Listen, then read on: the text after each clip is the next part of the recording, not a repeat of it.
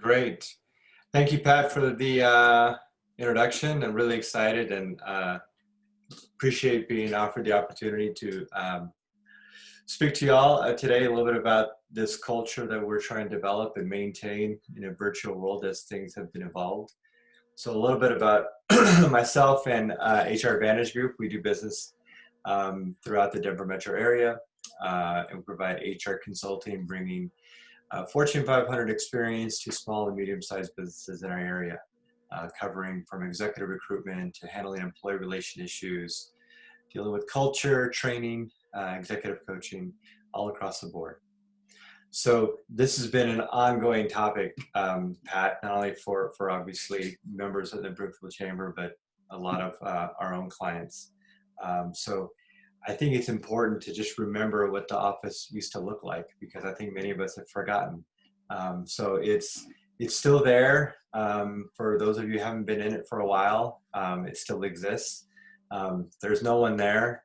Your water bottle might be left behind, but the hope is that everything will be there when you get back. Eventually, it's going to happen. And I think we all miss being able to interact and engage with one another and being able to have meetings all in person and really stand in front of the whiteboard and be able to facilitate, a meeting and discussion like we used to. I think in the end, we really just all miss being a part of a team and being able to, not really the most appropriate HR term, but being able to touch and feel one another, because at the end of the day, we're all really function as a group of people who want to be near one another, even though sometimes people want to be alone. So we miss it. We miss being able to interact and engage in the way that we used to be able to at one point in time. So for me, I want to ask all of you who are participating on the call, if you can unmute yourself. I'm curious, what words and phrases come to mind when you think about working at the office compared to working from home? What are some thoughts? Well, like for me, it's when we're at the office, I feel like we've got much more collaboration, and kind of when I'm working from home, like generally it just feels more isolated. Mm-hmm. Yeah, and when it feels isolated, we're just out and about all by ourselves, aren't we? Yeah. I should go ahead, Son. I've worked from home for years, but it is isolating.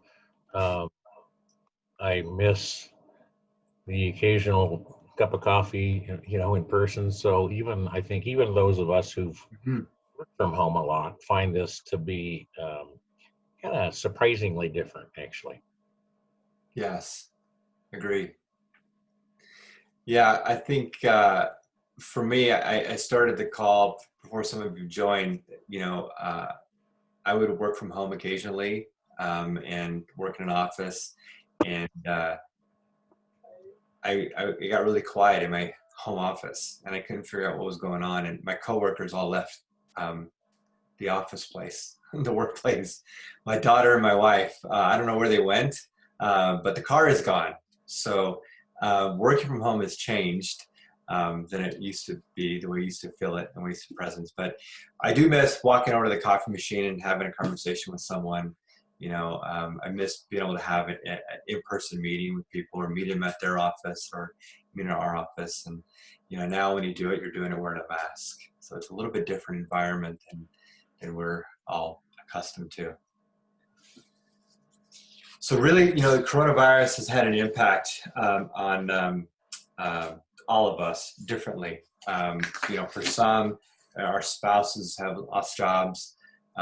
Some we may have lost jobs. For other people, if they're involved in the restaurant industry or food and beverage, there's definitely been a slowdown.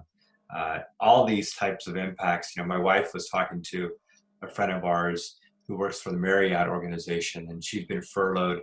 She's a 23-year employee, and she's been furloughed now from the Marriott since March.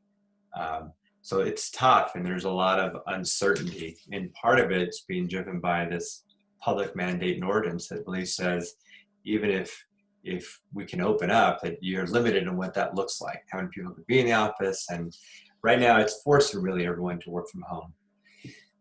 before I started having the opportunity to even work from home, for me, I always thought of my home office would someday look like this.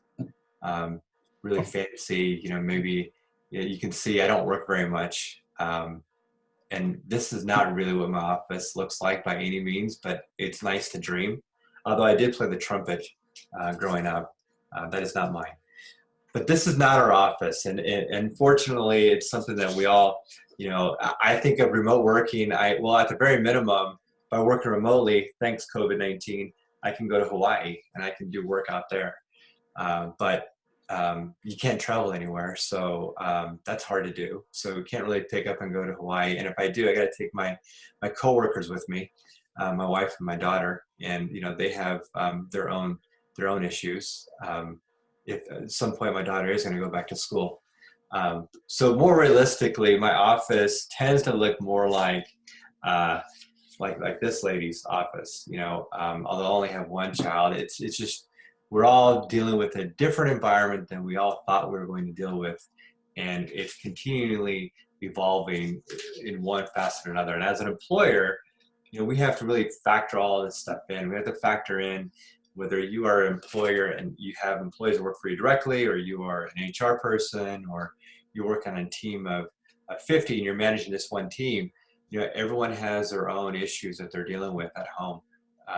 The unexpected coworkers, the ability to get up and do what you want to do at the freedom of your own time, being able to understand that your child is going to be working on their schoolwork on their own. And I'm not even talking about bandwidth issues, Jerry. I think everyone should call you, because I know there's a lot of us who are having bandwidth issues at home. And I'm not talking about work bandwidth. I'm talking about bandwidth, just the flow of communication to our computer. Between that and our Xboxes and YouTube TV and everything else that we have, it's been really trying on everything's being usurped. And I think my daughter has too many passwords now at her age of 8. So it's causing work to slow down, because we're all using this medium of Zoom and Teams and whatever else might be available to us. And it's causing a lot of fatigue, because we do all our meetings now online, right? We're all looking at a computer screen. And for me personally, I joke with my colleague Jenny, who's also on the call, that sometimes it's I sit in front of the computer so much that just my mouth is open, breathing hard, and I don't know what work I'm doing, but I haven't moved out of my chair in feels like 20 hours. And you kind of need to get up and move around, and you're staring at a screen all day long, because if you're not working on a document, you're having a meeting that is connected somehow this way. There's a lot of organizations that are doing this required check-in. When this whole thing first started, we thought we'd be doing it for a short period of time. And we required, hey, let's meet every day at 8 a.m. Because we want to do our check-in. We didn't normally do that, even in the office, but we started doing it when we went to Zoom communication or Teams communication. I think the big reason why we all started doing it, I think, one, everyone was a little worried about the world that was changing and evolving. But two, I think employers wanted to check in with their employees, and not for their well-being as much, but you are working, right? Because we all associated working with home with doing laundry, ironing, making lunch, and taking naps. And really, hopefully, people were all working. So there's a lot of these daily check-ins, and people just get tired of all these Zoom meetings and being worn out from them. So I think as it continues to evolve, these Zoom meetings, we're really lacking connection. Because even though we can see each other, again, we miss the touch and feel that we used to be able to have of, even though it's not an appropriate HR term, but being able to watch someone's body language, not just their head, is something that we all miss. And it's a way of connection for all of us, the way we demonstrate empathy and how we can work with one another, and being able to observe these cues that we all have. And the cues can only be just being able to watch the body language and the hands moving, but it's also just cues of, wow, that person looks tired, or wow, maybe we should take a break and get a bite to eat, or just change. But the cues also of, I'm busy until 8 o'clock, and then by then I've dropped off my kids and I'm ready to meet. Everything has shifted for us, and now it feels like our day is one big long day. There was a meme that came out, or a GIF that came out some time ago that showed the calendar floating away, and it showed February, March, April, May, and June just continuously dissolve. And sometimes that's what I feel our world is really coming to, and the impact it has on us all, on our culture. We could either dismiss it and say we don't care and just move on and cry and whine about it with our colleagues or coworkers or other family members that we interact with, and our neighbors that we interact with 6 feet apart, of course. But as we do that, we're not really contributing to figuring out what our solution might be. So instead, it continue to have an impact on all of us. And this impact, we get really disassociated from the team, who we are, how we work together, what the organization is worried about. Even though we talk about it in a meeting, it's really easy. And I do a lot of training sessions on Zoom, and oftentimes there's certain things that we'll dictate that I'll share with a little bit later. But you don't know how much people are looking at their emails, or I know there's many times where I've been on a call and my daughter would walk in and I'm doing this on the side, or I'll mute my camera or turn off my camera and then kind of wave at her saying, not now, not now. All that type of stuff, really getting distracted from what's going on. So we're not really listening. We lose this connection. And then if you're a new hire, you're starting, right when this whole thing started, one of our clients started the brand new HR recruiter, and she started with them from the day they closed the office. So she's actually physically never been into their office space. And if you're an HR person, we collect I-9 documents now, in drive-bys, like, the same way you pick up lunch at your favorite place, favorite fast food place. And it's just weird for a lot of us as we work through it. And as I think about it, I refer to Maslow's hierarchy of needs as a tool for a lot of management training, because for a lot of us, the basic needs, when we think back to March, when this whole mess started, it was about IT, home office needs, right? I have a desk, I have a laptop. But we're just talking to somebody this morning who said they told all their employees, okay, well, we don't have laptops, everybody, so just go get your big monitors and bring them home. So all these employees took their big monitors home and they set them up, and who knows where they're at, right? Because a lot of us are working at dining room tables and miscellaneous places. They take these big things everywhere, and now this employer is saying, hey, can you come back to the office? Maybe occasionally come back. So now this employee has to bring their whole big monitor and then go back and forth each and every time. But initially we started like, how can we accommodate? How can we meet everyone's needs that they might have? I recently just started running Cat5 wiring for direct wire for our internet, and it's been a godsend that we did it, but I didn't have a long enough cable. So there's some of those basic things that we've been taken care of. And then it kind of evolved to, all right, well, how are you doing? And do you have a good office chair? You're focusing on the ergonomics and great posture and get up and move around. And a lot of companies were telling people, don't forget to do your exercises and move around and stretch. Then people became worried about job security because, wow, this is going on a hell of a lot longer than we thought. We're supposed to be done, back in April, and here we are. August starts with a different A, and we're still working from home. And am I still going to have a job, or is something going to change? So now it's evolved to the next phase, really about social needs and how we can connect. And that's really where the culture piece comes in for a lot of us. And how are we connecting to our friends and coworkers back in the office?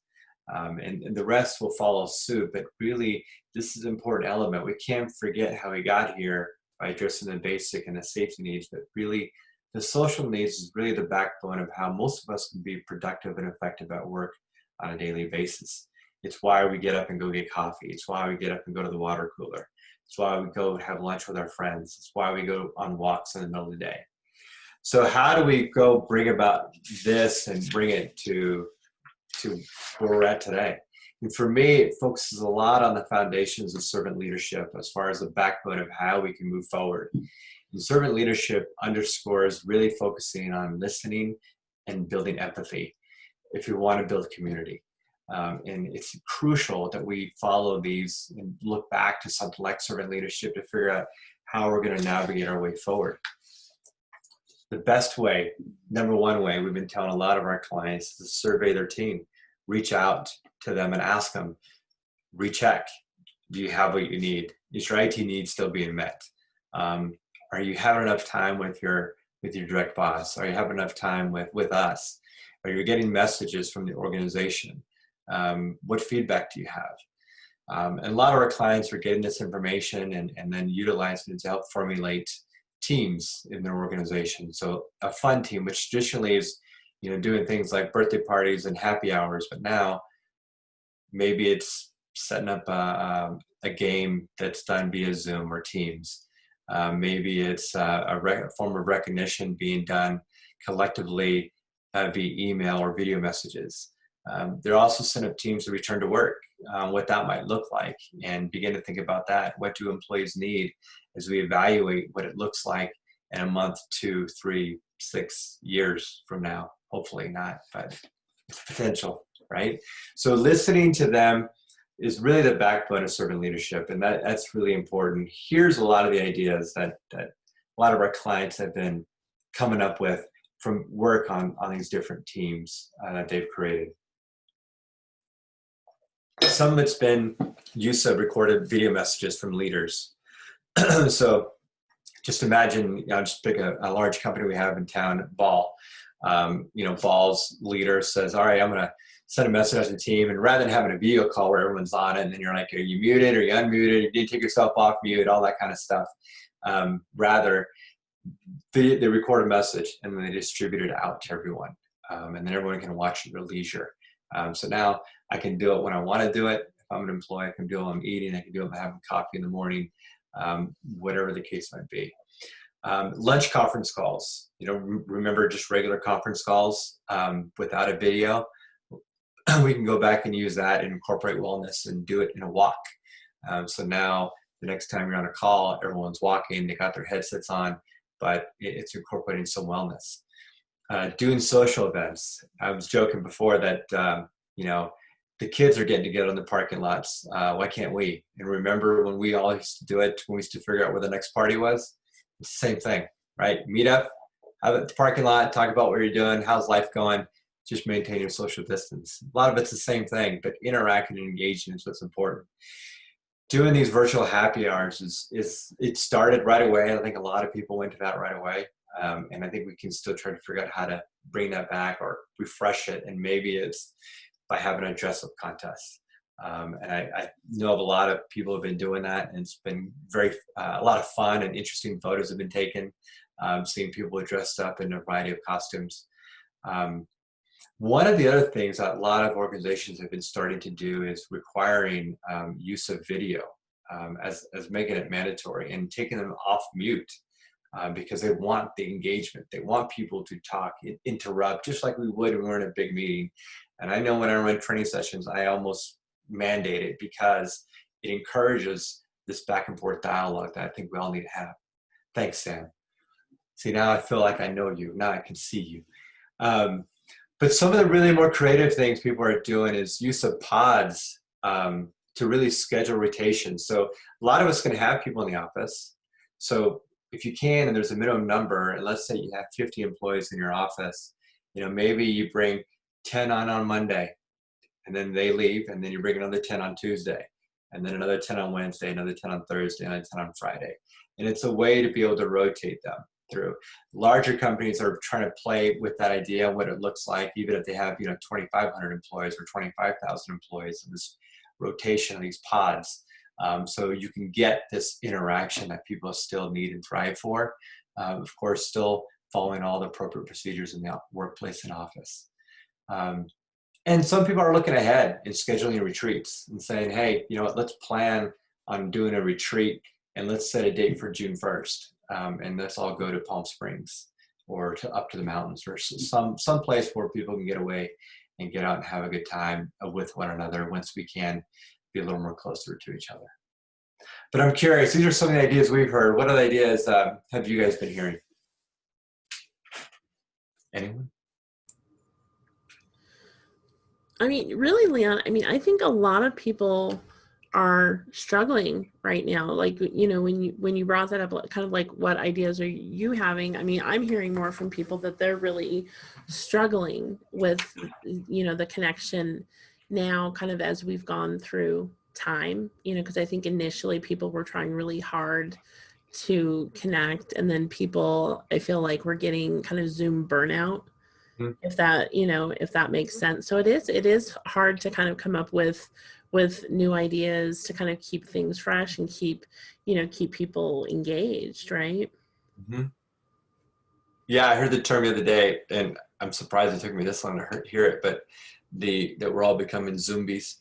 And I Right. thought that was pretty funny because it's true. I mean, the fatigue is definitely setting in, and you know that's why these committees have been helpful for a lot of organizations, because it's, you know, ultimately what other ideas and thoughts you may have, it needs to kind of come within your own culture that, hey, this is what works for us, and this is what we want to do. Right. And born within helps a lot. Seth, do you have something to share too? Only that, you know, since I have worked, I'm self-employed and I've worked from home for a long time. I've never experienced the Zoom fatigue, and maybe this is a commentary on me, but I kind of find Zoom meetings the highlight of my day, which is probably a sad statement, but nonetheless somewhat true. Or maybe that's just reserved for today's session. That's why. Yeah, exactly. No, I mean, I think initially when it started that way for me, but you know, I've been on literally a Zoom call at 15 minutes or 30 minutes in between. Today it's been like one long Zoom call with different people, but um, yeah, it's hard on some people for sure. Yeah, but more often than not, it's, you know, one or two here and there. Yeah, yeah, and I think that's another component is, you know, I think we've gotten beyond, you know, a lot of people initially were concerned about productivity, even though a lot of the data, you know, even from SHRM, Society of HR Management Professionals, told us that, you know, the productivity was going to maintain. I think there was also studies done by Harvard that productivity would go up, and it really has for a lot of organizations. And there was a lack of trust. That's why they wanted to see you, to make sure you weren't taking a nap and doing your laundry and walking your dog. But now it's like, let's figure out what's the next iteration and how we can make it more and create more engagement with one another and that feeling of camaraderie.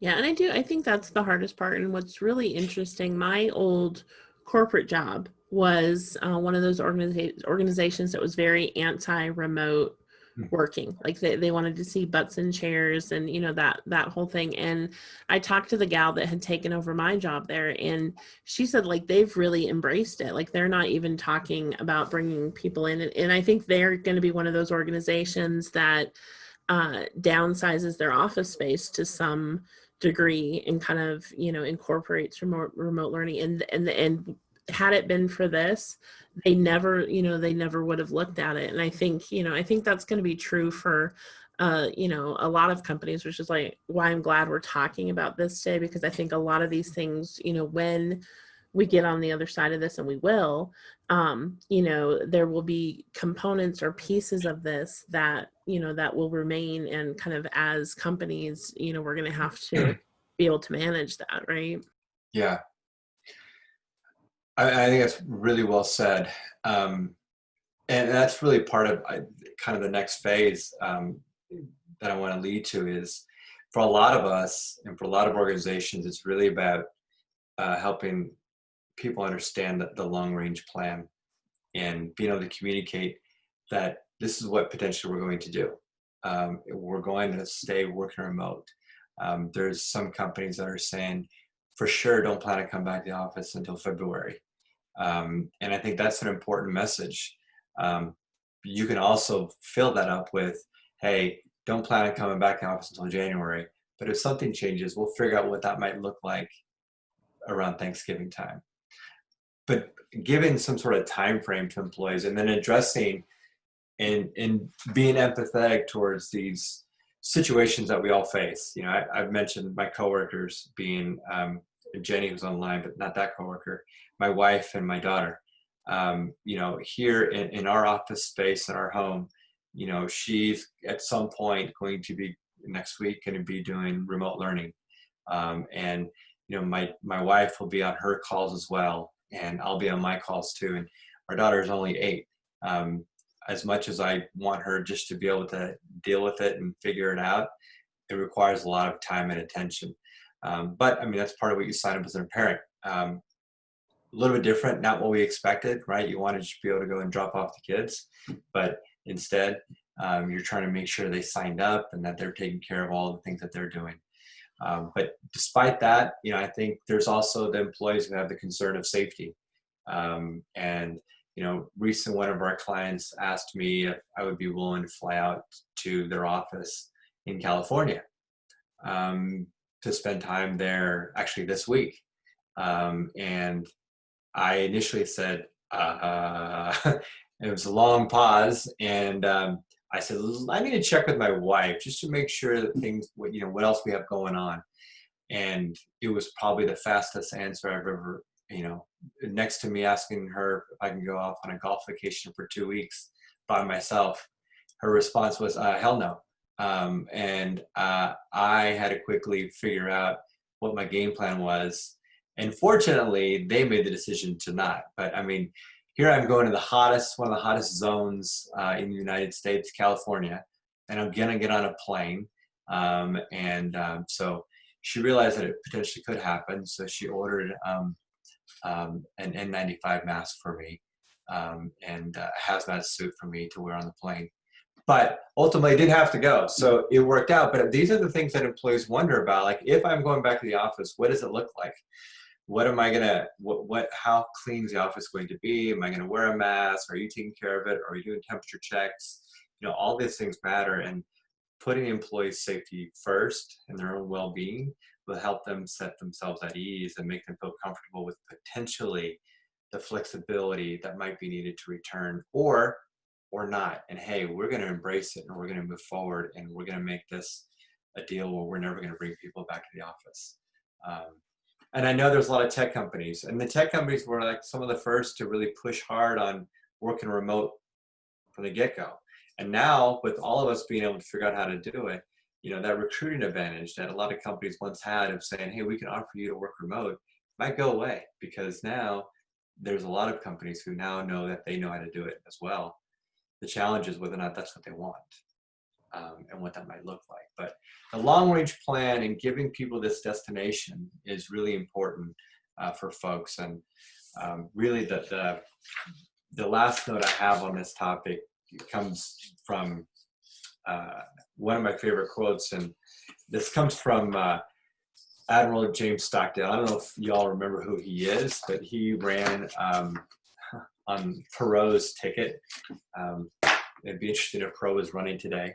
But this is Perot's VP candidate, and really smart gentleman, admiral, and he was a POW. And his story is really highlighted in the book Good to Great. And he talks about how himself and how some other folks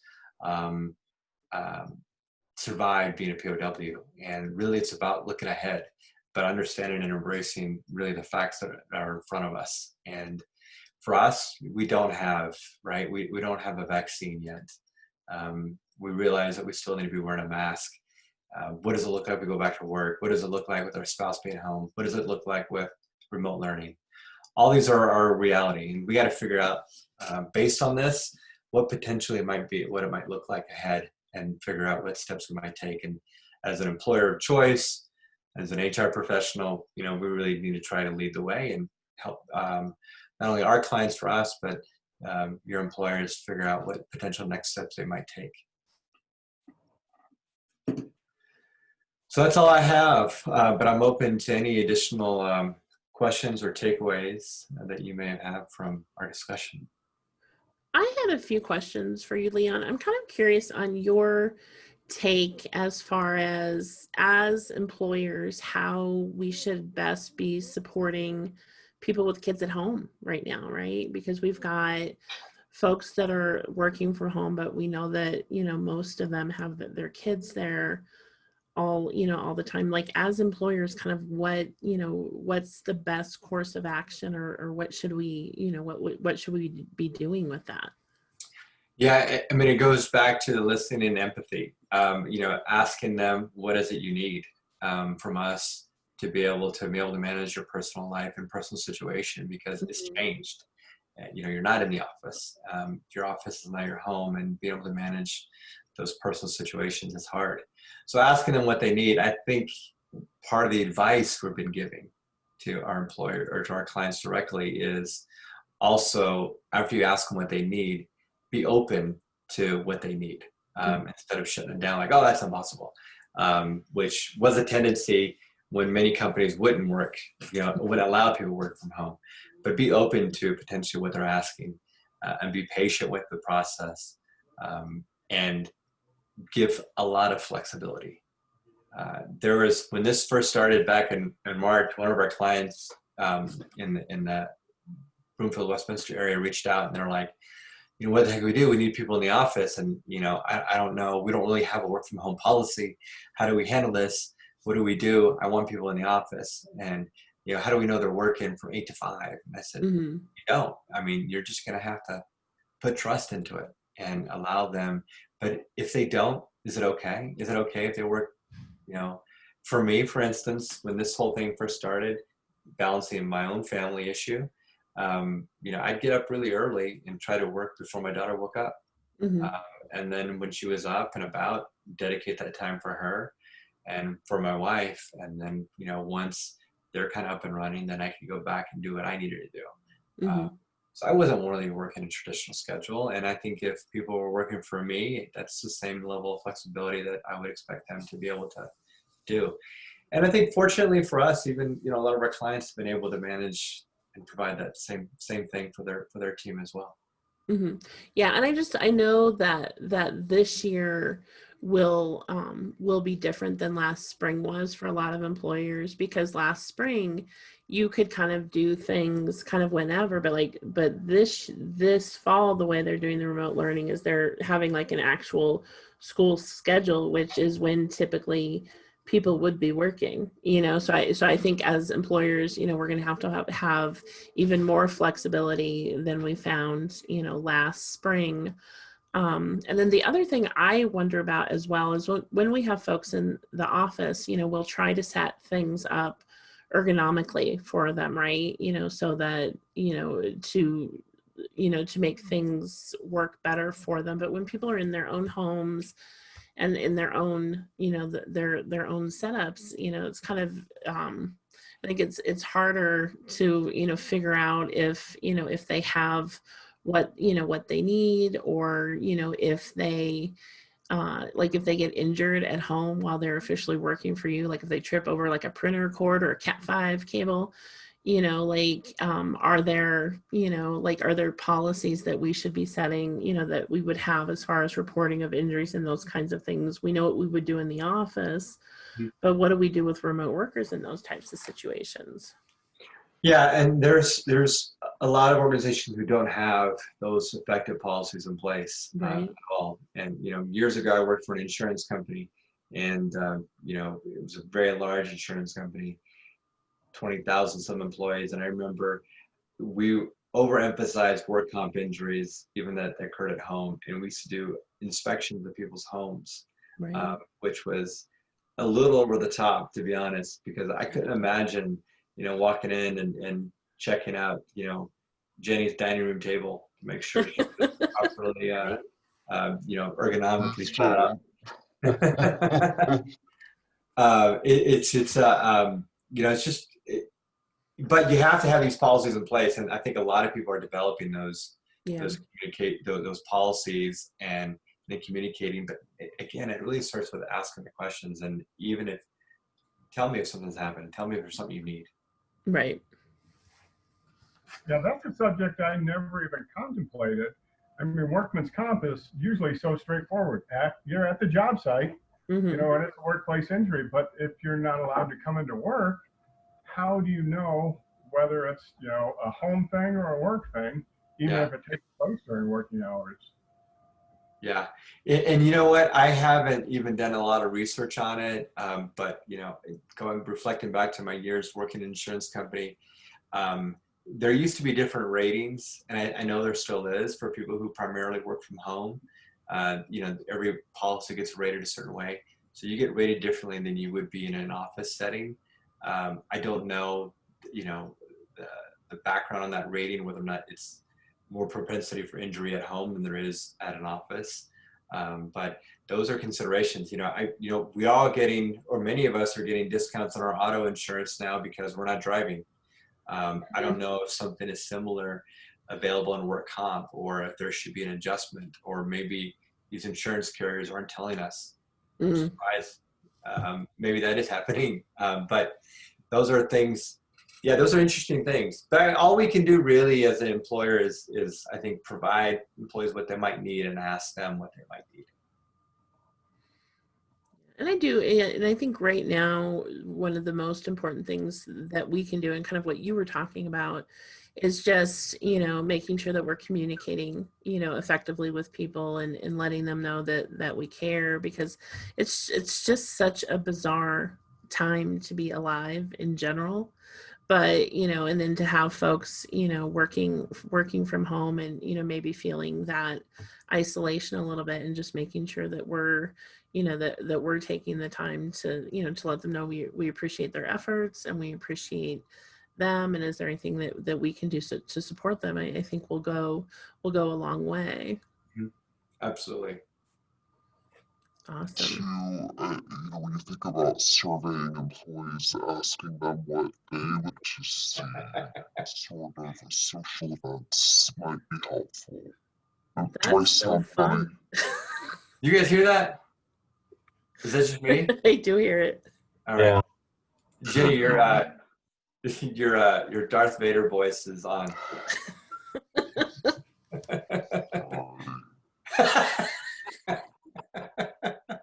So there was one thing I don't want to forget, and I wish, Jenny, I could hear what you said. Are you sharing a note? Sorry, there you go. One funny thing that I have noticed, and I picked this up back in March, and I'll share with you all, is at the end, as you're on future Zoom or team calls or whatever device you're using, at the end of each call, watch how the meetings end, because it's always funny, because you get to see some weird faces on people when they're going to hit the button. They go, something goofy usually is seen. So we have to really enjoy these opportunities right before they hang up, or Jenny's voice synthesizer that she's using as though she's a terrorist. Whatever it is, you got to find moments of laughter, because it's so unique, Jerry, to your point. It's so unique. My daughter asked me one day, she's like, Daddy, am I going to be part of history now? Mm-hmm.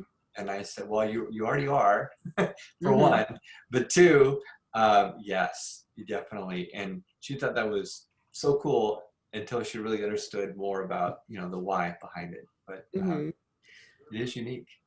Yeah, it is. It's so funny. I have 9-year-old twins, and that was kind of like when this whole thing started. That's what I had to explain to her. She's like, "Oh, well," I was like, "No, dude, this has never happened before," And so I was like, "This is," So I said, "This is something that kids that are, like when your kids are 9, they're going to learn about this, and you could say, I was there, and you can tell your kids about it." So it is right. It is unique in, and we can see the positives in that, or we can kind of like be like, oh my gosh, how long is this march? Never ending. Yeah. Offer an observation.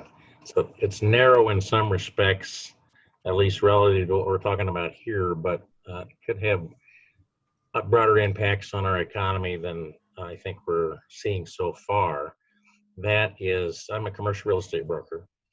And so all commercial real estate that operates with an underlying assumption that, employees or customers, or employees and customers, are going to be in close proximity, their business model is broken.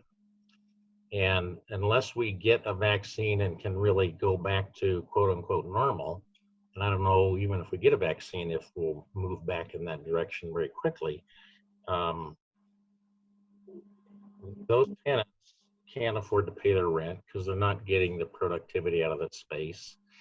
And their landlords need the rent to pay their mortgage. And lenders and investors need a return. So the entire chain of commercial real estate, not so much industrial probably, but even land that's intended for, people in close proximity, a use that has implies close proximity, that it's going to undergo a pretty dramatic shift. And shift is probably too polite of a term. There's going to be it's not going to be pretty. And it's just, the only alternative is for everybody who's in those kind of businesses to be able to raise their prices by, 2 or 3 times, and that ain't going to happen. So there's a whole chain of investment in commercial real estate that is just, it's going to undergo a very significant restructuring, I think. Yeah, so this morning I was on a call with an office design company. So they do the whole design work, interior design and furniture and all that kind of stuff. And, they have a lot of employees, like 200 some employees. And they were talking about, right now they're all remote, and they've offered people to come back in for a couple days a week. And not many people are coming back. Like only 40 or 50 employees are coming back. And his question to me was, how do I encourage people to come back to an office eventually when we're okay to do it? We're an office design company. And I can't even get my own people to come back to the office. Like, that's a problem. And, it just kind of spins from there to everyone else who has these similar issues. And offices, there's co-working places around town that a lot of people use. And now companies who want to maintain their office space are probably going to develop a whole wing or floor that's going to be designed for just those employees who can rotate in and out, because maybe the working spouses, one parent can come in a few days and they switch, right? And so you have this rotating hotel, experience for some of your staff. And so you have your own co-working within your organization. So it's going to be unique for sure, what the future might hold for real estate and commercial.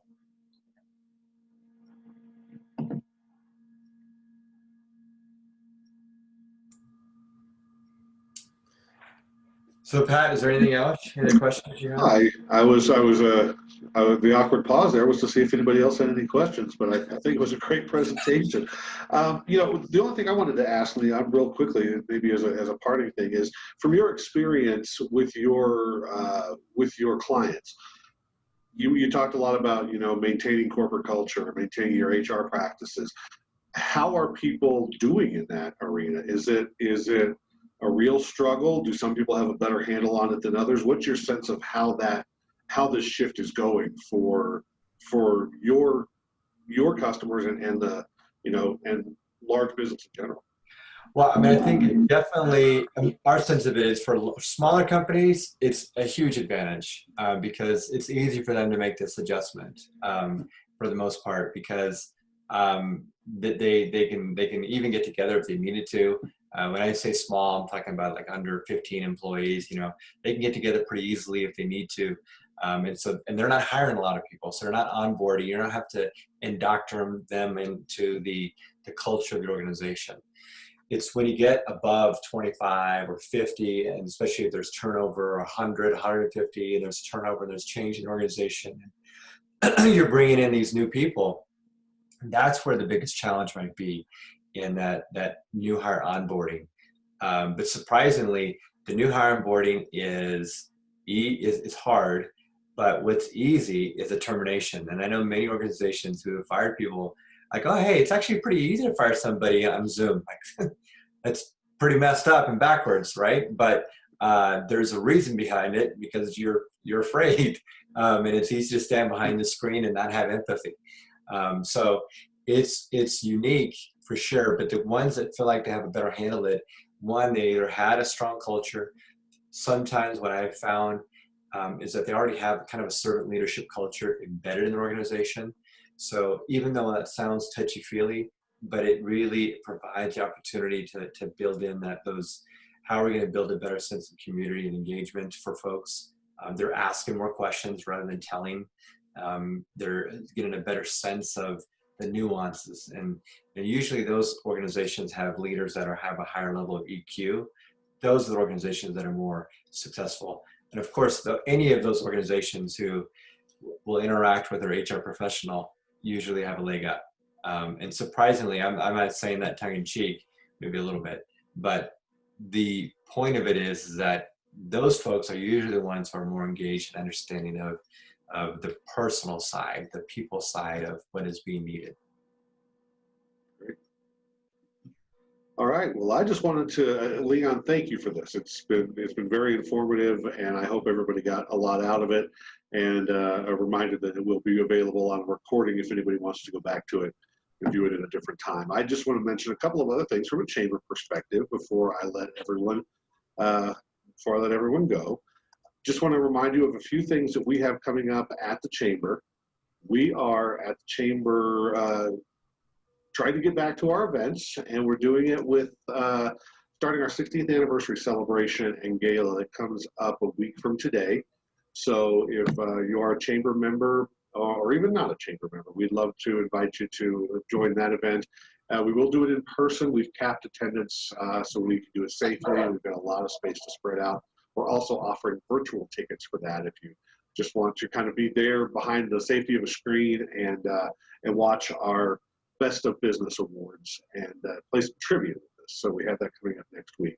Our next education session is on August 27th, where the topic will be reimagining your business during a crisis.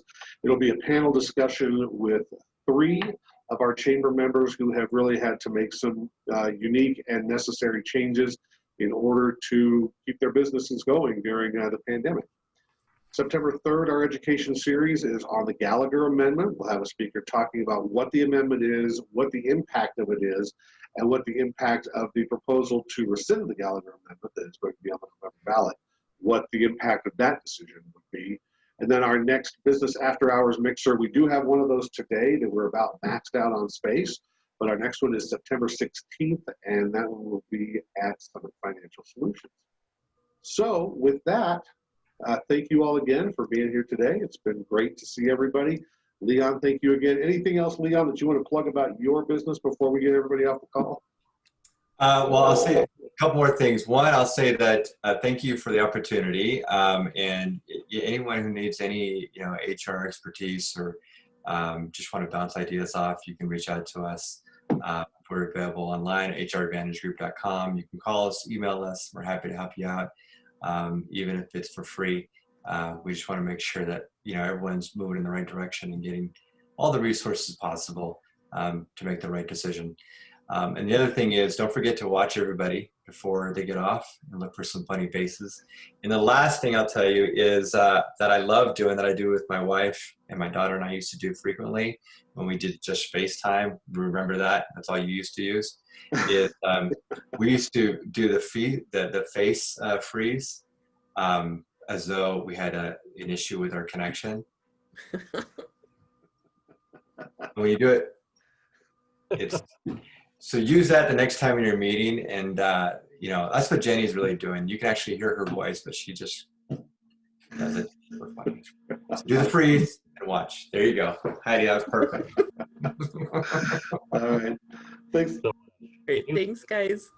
Thank you all. Thanks, Bye. Leon. Appreciate it. Can you give us your email address? I'd love to. I'm trying to think of a panel. Sure. Commercial real estate, and a lot of the issues here would come up there. Yes, I'm happy to. lc@hradvantagegroup.com. Gotcha. Thank you. Thank you, Seth. Thanks, Pat. Thanks again for the opportunity. Appreciate it. Absolutely. Thank you, everybody. We'll see you later. All right. Bye-bye.